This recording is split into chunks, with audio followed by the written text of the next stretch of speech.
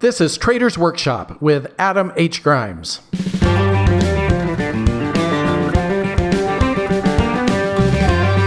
Hello, welcome to episode 24 of Trader's Workshop, More Questions and Answers. I'm your host, Adam Grimes. You can find more of my work on my blog, adamhgrimes.com, and you should also follow me on Twitter, at Adam H. Grimes. So before we get into the podcast proper, I feel like I should say a belated Happy New Year to everybody. This is the first podcast of the new year. This is coming rather late in January of 2019. And I have many messages from people basically saying, when's the next episode? What happened to the next episode? Or, what's going on? And I want you all to know, I appreciate your support and encouragement. And really part of what has happened is, and these are some things I'm going to be writing about and talking about through the next few months, is just I sort of got out of the rhythm. That was part of it. And I think I actually wrote a blog on this subject this year. I think that it is so incredibly important to structure constructive routines and habits and to think about what you want to accomplish and how you can create goals that will center around doing the same things over and over. Basically, building habits that are going to get you where you want to be. So that's part of it. But there's also, I really have gone down a rabbit hole with some aspects of studying peak performance and creativity together. And I don't think you're going to see the fruit of this labor anytime very soon, but I'm really learning a lot of new things myself.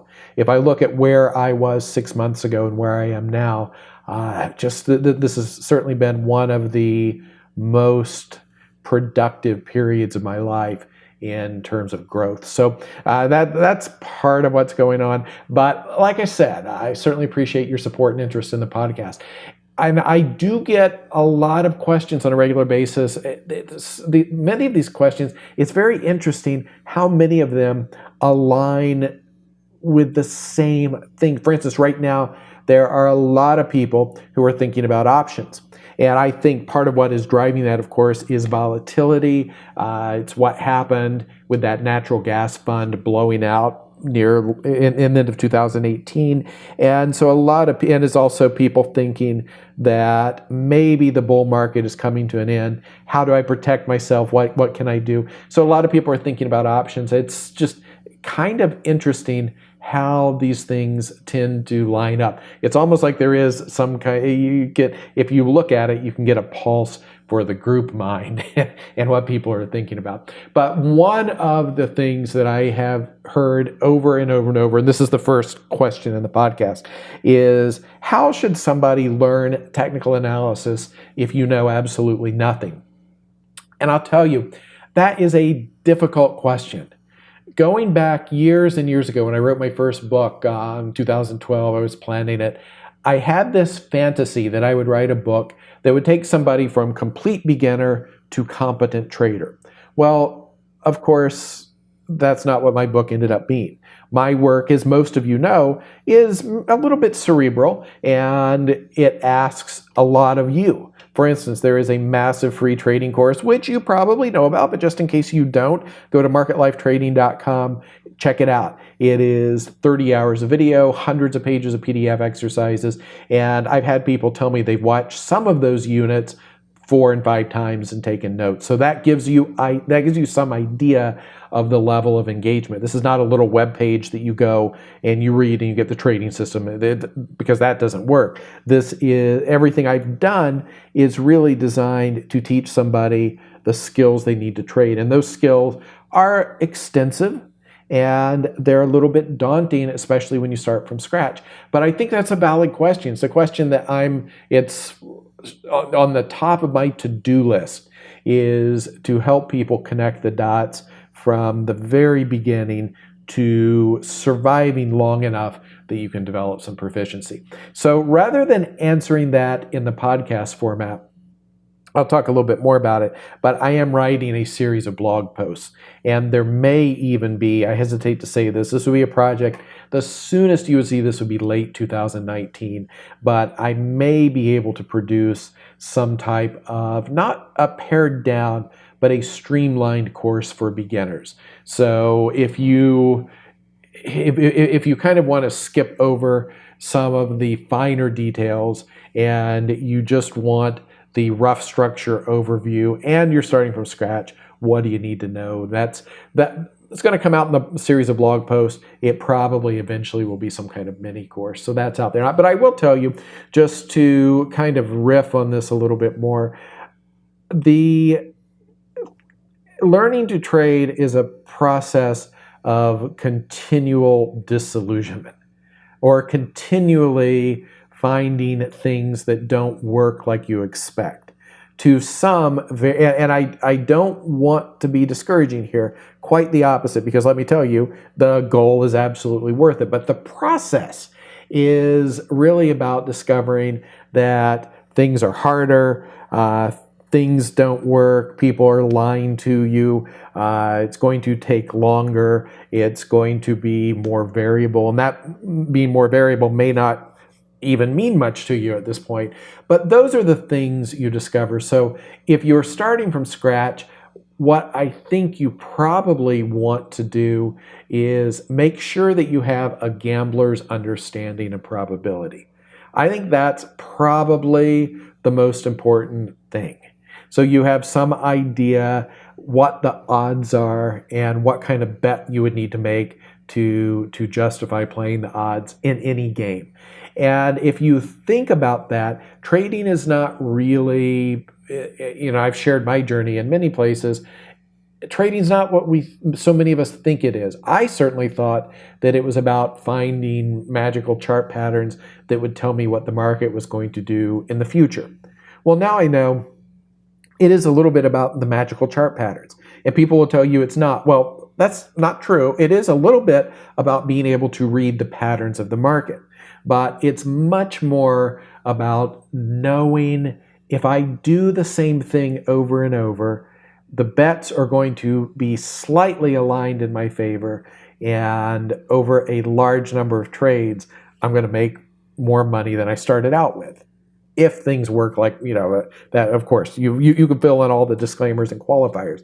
That really is the understanding of trading that I think you will have when you reach a stage of mastery or competence. And that's very different than the beginner who thinks they're going to get some hot tip and they're going to really, take a $3,000 account to $500,000 or something like that on the next greatest weed stock. That's how a beginner thinks, and that's buying lottery tickets. And once you commit to being in the game seriously, to being in the game for the long haul, then you start to understand why all of this talk about probabilities matters so much. And then you can think about the patterns of the market. Those patterns are pretty fascinating, just to be perfectly honest. I downplay those. We don't talk about the patterns of the market enough, but they're really, the patterns I have found to be significant are patterns related to big moves and what happens after those big moves. That, to me, is really the essence of reading a chart. Like I said, go check out the blogs, adamhgrimes.com. There are 3 done, and I expect to kind of be trickling these out as a series. Maybe we'll put them together in some kind of ebook or something at some point, but go check those out. I think that's better than anything I could ramble about today. So here are some other questions. Okay, so Jody says, hi, Adam. Okay, here we go. I traded in 2018 based on some plans and strategies such as bounce and hook and so on. Over about 70 trades, I lost 30% of my capital. 60 out of those 70 trades ended up as losing trades. Though I had a good money management strategy, exactly as you said, I bleed to death. My question is, how can I find an edge in my strategy? What is your suggestion to me? Okay, Jody, first of all, reading through your question the first time, I remember, okay, so what was good about this? You had a plan. I think it was not clear to me that you had a disciplined plan, but you could at least articulate what your plan was. You did 70 trades. That is a positive. 70 trades is enough to get some sense of the probability. 70 is not 6. You come, you say, I did 5 or 6 trades. I would say, go do more trades. We don't really know anything. You lost 30% of your capital. Well, that doesn't feel good, right? I mean, we know this. A 30% drawdown is certainly significant. It might be acceptable for some traders, some styles of trading, but it's really not what we're hoping for. However, here's where things get very interesting. You lost 30% of your capital. 60 out of 70 trades ended up as losing trades. So before I even read the next sentence where you told me you had good money management, I knew if this guy, first of all, if you're losing 60 out of 70 times, we need to think about that. Something is wrong with that. But if you're losing 60 out of 70 times and you're only down 30% on your capital, there's a lot you should feel good about. You probably did not make a lot of the classic mistakes like getting frustrated and doing big size trades, trying to get, I mean, maybe you did, but if so, you got lucky. It doesn't show in these numbers. Having a series of losing trades and then doing a big win and trying to get back to break even. You know, those things that we've all done out of frustration. You probably did not do those. I would actually say losing 30% of your capital with a 60 out of 70 losing trades is pretty impressive. So you should feel good about that. Now, losing 60 out of 70 times. Of course, I don't know a lot about your strategy. I don't know anything about your strategy other than what you've told me. If you are first of all, if you are trading with a fixed reward and risk ratio, I think that this is one of the mistakes that people make. Let's say, for instance, that you are risking 1 unit. And by unit, I just mean the distance from your entry to your stop. Let's call that a unit. I don't know how you're setting that. It could be different for every trade. You know, for all I know, you're trading crude oil and you're risking $1 per trade. Or maybe you're trading a lot of different stocks and you're risking 20 cents on some and $50 on others. Whatever, that initial risk on the trade is 1 unit of risk. We call that 1R. So let's say you're trading with 1R risk and your profit target is 5R. Now, some people think that's a great strategy, but I'll tell you, if you execute that strategy without moving either your stop and target, you are going to have a very, very, very low win ratio. So that could be one explanation for a low win ratio. I suspect, though, and I would naturally suspect with a new trader that you're making some mistakes in there that are generating that win ratio, because you have to figure if your profits and losses are approximately equal, then your win ratio should be about 50%. 50. Maybe a little bit less, maybe a little bit more. But if you don't have an edge, your win ratio should hover around 50%. So if you're losing a lot more than that, again, with an equidistant stop and target, then are you doing something like, for instance, let's say the trade goes a little bit against you, you get nervous and close it out. That would be an example of something that would then start to put many more losses in your book. So those are the things you need to think about. Are you doing anything to create those losses? But the big question that I would ask is, we all know that trading is about following your plan, right? I've said it a million times. You probably can't spend half an hour reading stuff I've written without somewhere seeing me say, follow your plan. I think one of the questions we don't think about enough is, should you follow your plan? Right? Think about that a moment. So you have a trading plan. Should you follow that trading plan? And how do you know if you have an edge? Well, you should only follow your plan if the plan has an edge. You can only have any confidence the plan has an edge if you can answer that question. How do you know your plan has an edge? Typically, how I would say you would know would be that you have some, whether it's a back test or a forward test or trading on very small size, but you have, what I mean by that is you have your trading plan and you've gone and you've done maybe 100 trades on really, really small size, and then you look at the stats on those actual trades. So you haven't made or lost any money, but you have really what's one of the most realistic tests of a trading system you can have. Without that, you're describing something like a bounce plan. Is a bounce a viable trading strategy? I don't know. Because you say bounce, I'll tell you, I certainly don't trade a bounce. I don't know what a bounce is. I suppose you probably could, but the way you structure that trade is going to be the difference between winning or losing. So you need to somehow clearly define your plan. What patterns are you trading? And then you need to collect a set of data that says, when I see this pattern, I have an edge if I go into a trade. I think what you have shown me here with these results is you don't have an edge. And so you got to tease out the behavioral issues, right? But I would be highly suspicious that there's not an actual edge in the plan. We would be having a very different discussion if you came to me and you said, everything you just did. I did 70 trades, lost 30% of my capital, 60 out of 70 trades were losers. However, I had back tested my system. My system showed about a 50% win ratio, with my winners being significantly larger than my losers. That's what I saw in my back test.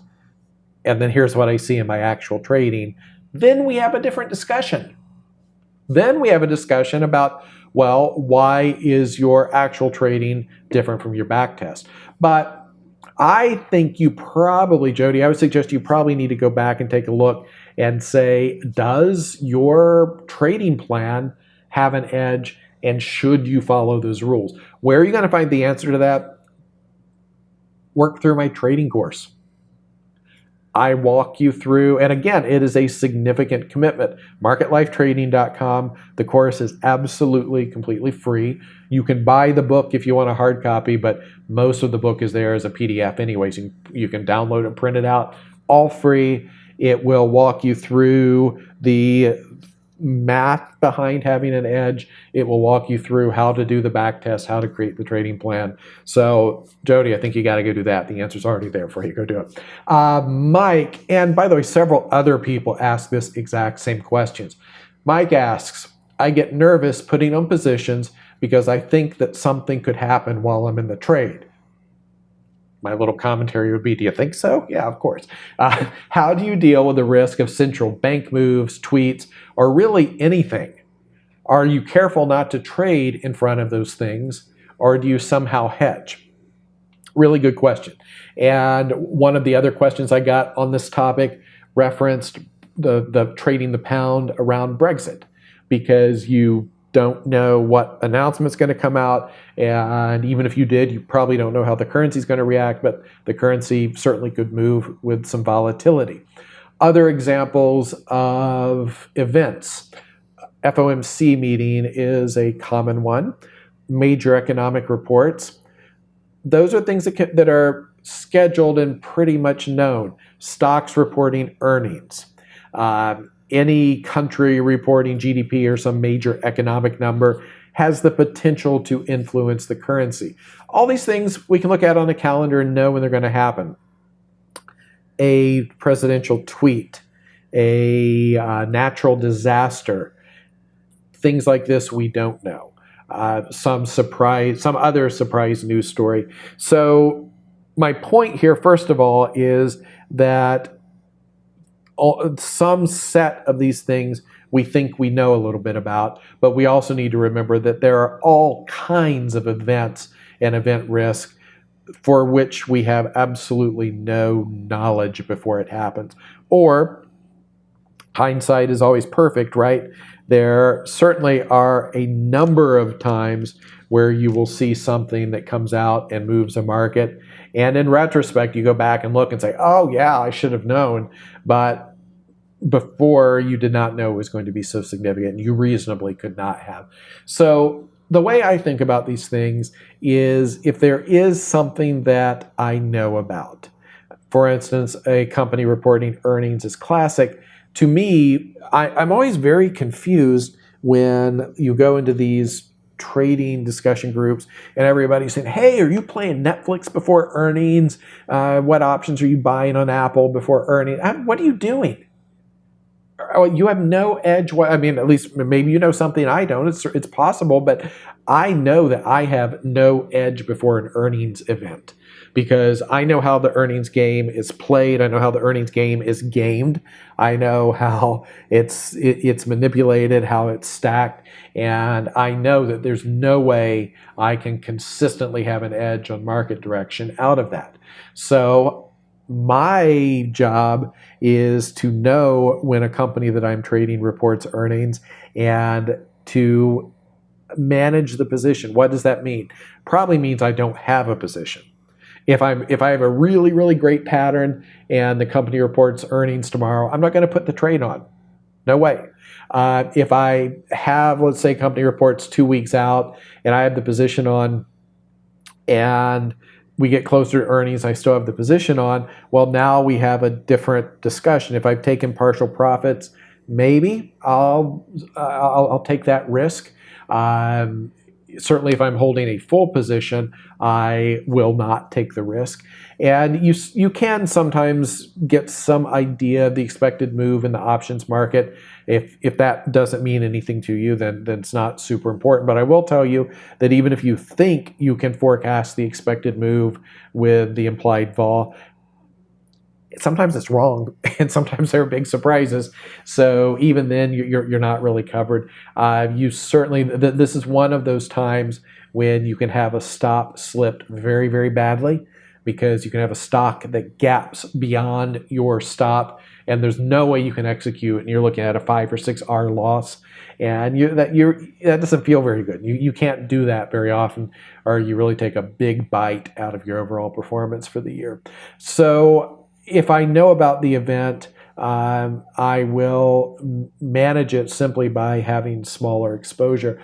But I also don't overthink it. If it's something like a currency and I can be reasonably, it's a liquid currency that I can be reasonably certain of getting in and out of. Of course, again, surprises can happen, and even a very liquid currency like the pound-dollar pair, sometimes of the day that's not quite as liquid as you might wish, and it's possible that some stupid news story could come out and I have a position and it's not very liquid and I get slipped a lot. It could happen, but you get to some point where you look at these things and yes, you do what you can to protect yourself, but you also have to accept certain risks to be involved in the market. We know this, right? Risk and opportunity come together. There is no opportunity without risk. And some of these things that people get so scared about, in my opinion, are just risks that we have to shoulder to be involved in the market. And for me, I'm okay trading the pound with all this Brexit news. That's just, there haven't been a lot of tradable patterns, but there have been some that have set up, and that does not keep me from trading it. On the other hand, I'm certainly not going to be short some drug stock before it reports earnings or before there's an announcement on a drug. That is not how I play the game. You also ask about hedging. Generally speaking, hedging is an entirely separate topic. Maybe I should talk about that at some point in the future. But remember, hedging costs money. And it's funny, you'll see people who are trading very small and they think that hedging is a sophisticated strategy they need to use. Hedging is something you have to do if you're a big trader. Like let's say you have a concentrated legacy exposure in a stock that you can't sell for some reason. That's reality for some people, and it's reality for a lot of people. So, okay, there's a situation where you might look to hedge that. How do you hedge it? You buy puts Maybe you offset some of the risk by shorting an index product if you can short. So yeah, and maybe in this context, you look to take some off by writing some calls. So there could be ways that you look to hedge something like that. But if you are, let's say you're swing trading a stock and you're thinking about hedging before earnings, just that this would be an example. Well, you're going to find those options are probably pretty expensive, and it's going to be really hard to overcome the vig of that option to make sense. What's your answer? If you're a directional trader, if you're a relatively small trader, what's relatively small? Liquid U.S. stocks trading less than $10 million, then if you're in that category and you're thinking about hedging, the answer is probably get smaller. That answer solves a lot of your problems. I'm worried about this position. What do? Get smaller, get smaller. It's amazing how many trading problems aren't problems when you apply the solution of getting smaller. Next and last question, how to be patient. Jeremy says, is there some way I can learn to be patient and wait for the really good trades? My overall results are me losing, but most of my losses are because I get impatient and do a trade almost like just to be doing something. I know I have to stop this, but I seem to not be able to stop. Have you faced this? How did you deal with it? Yes, I faced this. I think anybody... Again, I guess a lot in these podcasts. I'm guessing you're a short-term trader. I guess you might even guess you're a day trader. Not necessarily, but this is very typical of day traders. And I certainly, and I've been honest, my transition to trading the S&P futures in the early 2000s was brutal, horrible. One of the worst periods of my life in terms of rather constant failure. And I had the experience many, many years later of going back and evaluating my trading records, which I was doing at the time, but I wasn't really doing it right, and I wasn't really seeing clearly because I was so emotional. And I felt so stupid. And once I did kind of figure it out, I didn't want to I didn't want to revisit the recent hell I just walked out of. So something very interesting, I had flagged my trades as good trades. I followed the system. See, I was doing some things right. I knew whether the trade made or lost money. If I followed my rules, it was a good trade. And that was my frustration too. I knew that my rules kind of sucked, but I knew that I sucked worse than my rules.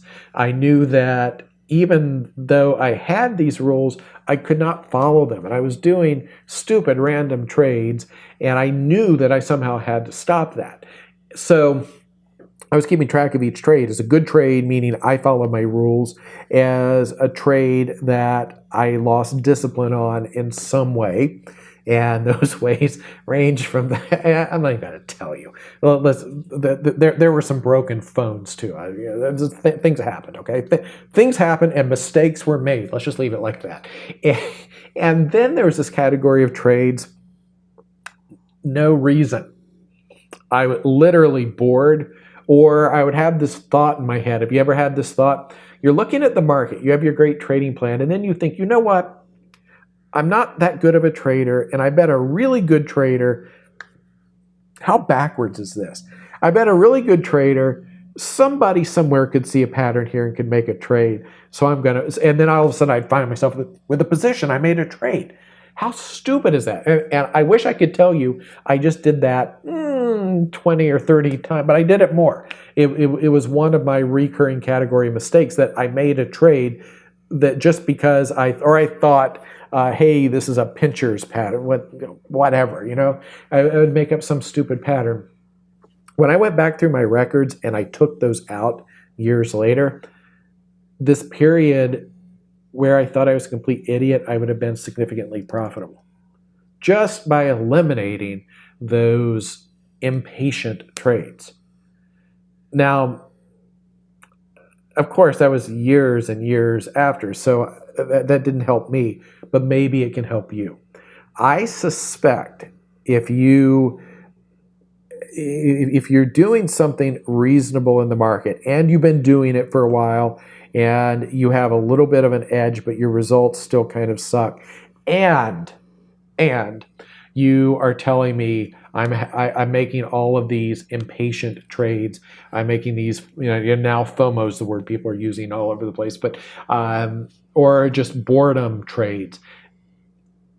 Those are killing you. And I think, how do you deal with this? Well, for me, I don't know. I felt like I wasn't very smart with it. It took me a long time to deal with it. And what worked for me eventually was an almost like, imagine a military situation where a drill sergeant is screaming in your face. I had to do that to myself. And I had to just tell myself that I was I was a losing trader. I had the power to completely destroy myself. I was dumber than a maggot. Whatever works for you. And now I just had a discussion with a guy today about being more about loving yourself and nurturing yourself. And so there's that side of it too. But at the time, what I needed was brutality. And the bottom line was, and what I will tell you, Jeremy, is if you can't stop this, you can't be a trader. It's that simple. If you want to be a trader, you have to stop this. If you cannot stop this, you need to think about what else you want to do with your life, because you're not going to be a trader. And I know it's harsh, but that eventually, and some serious number of time, doing hundreds and hundreds and hundreds of trades. So eventually, a lot of that's probably the other part of the formula people don't talk about enough, is just times at bat or exposure. So all of these emotional things really become much, much simpler when you when you face the fear, when you face the exposure 500 or 1,000 times.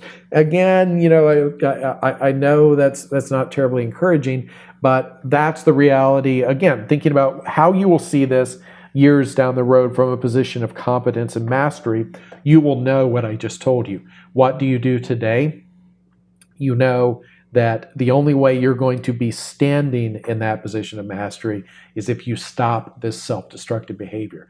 And okay, here's another thing. I don't think I've ever told anybody this. It's a little embarrassing. I had a frog. I had a little frog statue on my desk, and this was a pattern interrupt. This is all it is. But I would ask the frog. I'd pick the frog up before every trade. Well, sometimes trades happen fast, but I would not allow myself to make a trade unless I asked the frog, "Is this a good trade?" Meaning, was it justified in my trading plan? And what a strange thing, right? To look at this frog and say, is this a good trade?